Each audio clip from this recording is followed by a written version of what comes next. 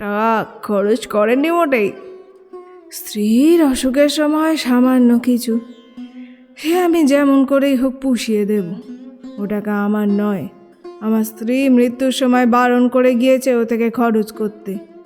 পরের টাকা গচ্ছিত আছে ভাবি, যা টাকা সে এসে নিয়ে যাক। আপনি বড় সাধু লোক দেখছি। সাধু টাধু নই বাঁধুর্য মশাই। আগে খরচ করিনি পুলিশের ভয়, এখন খরচ করিনি আমার স্ত্রীর মরবার সময়কার কথা, তাই সে আমায় বলে গিয়েছে যা টাকা তাকে ফিরিয়ে দিতে। কন্যাপক্ষ এইসব শুনিয়াই বিবাহের জন্য কোনো আগ্রহ দেখাইল না।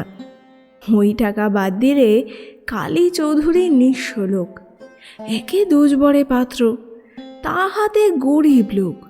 এমন পাত্রে মেয়ে দিবার আগ্রহ যদি তাদের না থাকে, নিতান্ত দোষ দেওয়া চলে না।